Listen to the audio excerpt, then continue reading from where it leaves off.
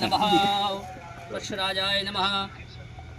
ADM जे साहब को शनि जो है न्याय के देवता, न्याय के पानी दे रहे हैं सर। न्याय मैं ही करूंगा।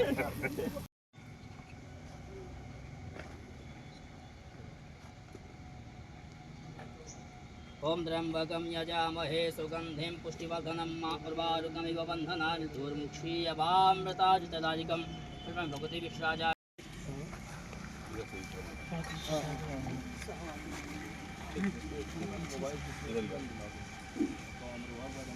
पीछे हो जाइए।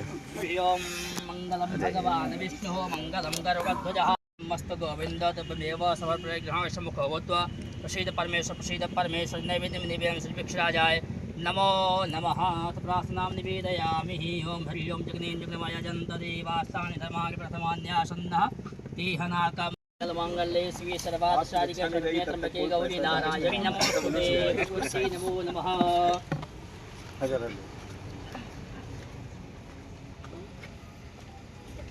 मैम ने जो पेड़ लगाया है सब कुछ फंस के तब अलग। हस्तो प्रक्षाल नमः श्रीमते गोविंद भगवती धारकं पवित्रेस्थो वैष्णवयो शापितुर्राः प्रसवोत् पुनान् नक्षत्रेण पवित्रः नेतच्छके यामदाके दिल्कितं आदित्यावसो रुद्रा विश्वे देवमरुद्राके सन्तु प्रेक्षन्तु मंगलम कौशलेन्द्राय महनीयगुणाब्धये चक्रवर्ते तनुरजाय सार्वभौमाय मंगलम्। अभी करवा दें।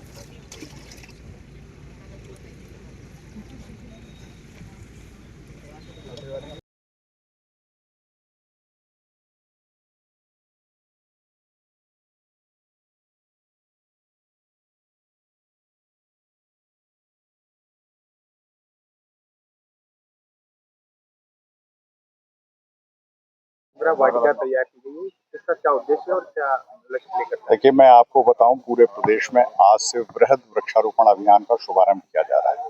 इसी क्रम में जनपद अमेठी में भी ट्रांजिट हॉस्टल के परिसर में एक खाली रिक्त भूमि थी जिस पर नवग्रह वाटिका का प्लांटेशन किया जा रहा है और आज से ऑफिशियली पूरे जनपद में हम लोग वृक्षारोपण वृहद अभियान का शुभारंभ करेंगे। हम सभी जानते हैं कि वृक्षों के बिना जीवन संभव नहीं और ज़्यादा से ज़्यादा फॉरेस्ट कवर बढ़ाना हमारा उद्देश्य है। इस वर्ष के अभियान में विशेष ध्यान ये रखा जा रहा है कि जो वृक्ष रोपित किए जाएं वो केवल रोपण करके ही उद्देश्य की पूर्ति न मान ली जाए, उनका सर्वाइवल परसेंटेज भी मैक्सिमाइज किया जाए। इस दृष्टिकोण से सभी विभागों को इसमें शामिल करते हुए आज से इस अभियान का शुभारंभ किया जा रहा है। अभी फिलहाल हम लोग सांकेतिक रूप से सभी विभागों में 1 से 7 जुलाई तक इस अभियान को चलाएंगे और इसके संबंध में एक पूरे प्रदेश के लिए विशेष तिथि का निर्धारण अभी होना है। उस तिथि पर माननीय जनप्रतिनिधिगण, नोडल ऑफिसर्स और राष्ट्रीय स्तर पर वृहद रूप से ये अभियान चलाया जाएगा, लेकिन विशेष सप्ताह के तौर पर 1 जुलाई से लेकर 7 जुलाई तक हम इस अभियान को चलाएंगे। अभी फिलहाल हमने जो टारगेट लिया है वो 48,000 का टारगेट लिया है। शासन से आवंटित लक्ष्य इससे कम है, लेकिन हम प्रयास करेंगे कि हम लक्ष्य को क्रॉस करें, न सिर्फ लक्ष्य को क्रॉस करें बल्कि संपूर्ण अमेठी जनपद में ज्यादा से ज्यादा वृक्षारोपण कराएं, ये हमारा उद्देश्य रहेगा। देखिए, मैं आपको ये बताऊं कि वृक्ष के बिना जीवन संभव नहीं है।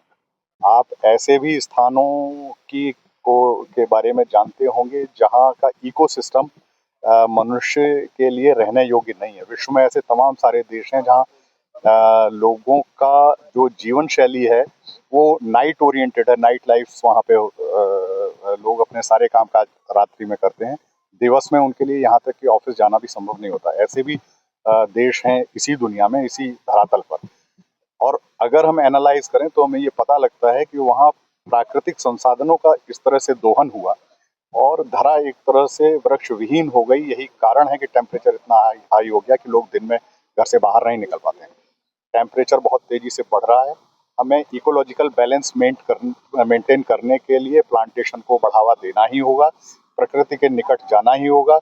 इसी क्रम में मैं आपको ये भी बताऊं कि जनपद अमेठी में एक विशेष शुरुआत करते हुए ईटीटी टेक्नोलॉजी के माध्यम से कहीं भी यदि वृक्ष काटे जाने होंगे किसी विकास योजना के लिए तो उन्हें काटने के स्थान पर किसी पूर्व निर्धारित स्थान पर शिफ्ट करने का भी अभियान हम लोग चला रहे हैं, ताकि 20-20, 25-25 वर्ष के पुराने वृक्ष एक वृक्ष बनने में कई वर्ष लेता है, संभवतः मनुष्य की एक पूरी पीढ़ी लग जाती है। ऐसे वृक्ष काटे ना जाएं, उन्हें हम स्थानांतरित करके एक स्थान दें और वहां पर उन्हें पुनर्जीवन प्रदान करें। ये अभियान भी हमने अमेठी जनपद से शुरू किया है।